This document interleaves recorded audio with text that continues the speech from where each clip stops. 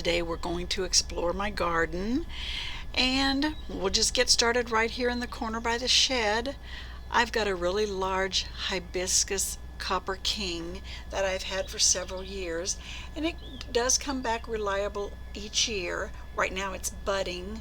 There are a few small buds there, and I do expect it's kind of like pale pink flowers with a red throat, and just behind it is one of my draped hypertufa pots. I have in there a baby sunrose.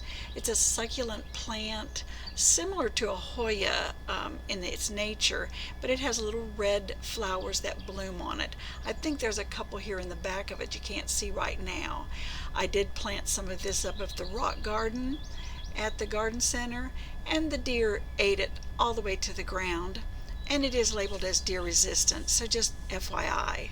Now down here is my sundrops. That's what they look like when they bloom in May and June, but right now they're past blooming, and so they're just kind of a stalk that's not very attractive. And what you can do is just pull those out, because there'll be thousands more to come back next year. If they're in a spot where you could mow, you could just mow them down. And then here's a daylily. I think this is the only daylily that I still have. It was called butter something, like buttercream, bread and butter. I don't really remember the name. I've had it for so many years. But looks like I need to get out there and pop some of those buds off and clean it up a little. But it is a really pretty and a large lily flower. So I really like it. It looks like a weed, looks like a horseweed growing up through there. And it's right next to my copper king, so they kind of complement each other and bloom together. And now in this area just behind the shed, or to the back side of the shed, is my Johnson's blue geraniums. Now they are not blooming any longer, and they're kind of getting smothered in the wild violets, which grow up so fully here. There's a little bit of lily turf in there. And let's see, around here is the back end of my garden shed. I have it closest to this Miscanthus sinensis morning light. I love my ornamental grasses. I just have a few of those left. I used to have a lot, but they just seed too freely, and so I try to be cautious in the amount I keep. And there's my overgrown planter that I redid this spring, and that alyssum seed has grown real well. Now walking back up past the garden shed and down this gravel path that I'd created, I have a globe, I can't remember, some kind of a globe evergreen there that I've planted. It's getting really big. Now this is, in the larger pot is the dragon's blood. It has a really pretty color, and the John Creech is blooming there underneath it at the corner. And then here is another geranium, and this geranium I think is called the big root geranium. And of course my creeping Jenny pops up all over the place, around and through the doors, and in every nook and cranny it can find. Don't have any problem with creeping Jenny trying to get it to grow. Now that's my other shed. It has a multicolored outside that is just aged by the weather. And that's a planter, but that's a cement planter. I didn't make that. I got that on sale at Lowe's. And here's kind of a little center island here around my paths, full of the John Creech. It looks like some black-eyed Susies. Now I do have those tree stumps, but I'm considering getting rid of those because I'm getting tired of the tree stumps. I have a little bit of landscape timbers.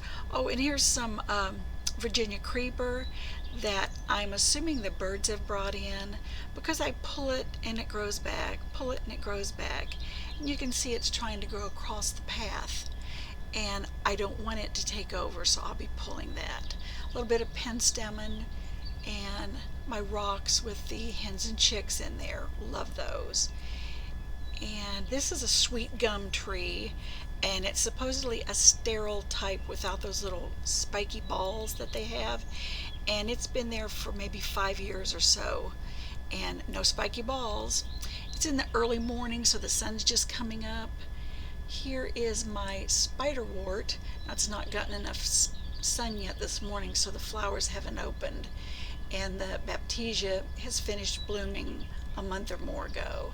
I've got a little bit of veronica phlox down on this end, and the peonies, and another shrub that I've got here. I kind of like that as a backdrop for some of my hypertufa planters. And let's see, there's cornflowers, or I'm sorry, cone flowers, and that's my American beauty bush that I trimmed down flat in one of the posts that I can reference here with the liatris. And my sweet autumn clematis is trying to take over the world, I think. It has grown very, very well this summer, and I've been having to snip it back to keep it from crawling all over the garden. And there's my big hypertufa with a big horseweed growing back there, and a few weeds around the corner. And I've prepared some pedestals to put some new hypertufa bowls on. I am bringing some new ones. This is coral carpet. It is blooming white now. Makes little white umbrellas that stick up, and as soon as those are finished, I'll be snipping those all off and kind of giving my sedum a haircut. And there's another pedestal for more circle pots that I've got coming. Now my balloon flowers here grow in a little group with, of course, tons of wild violets. I consider those things monsters. I know a lot of people love them, and they are cute and dainty in the spring, but they just grow all over the place and get huge and get thicker and thicker and thicker. Now we're going back down. It's just a U-shaped area here. Those in the distance there is where I had my red hot pokers in that circle. I have a slight step down here where I have different levels in my gravel bed, but I really enjoy the gravel bed. It helps with weeds.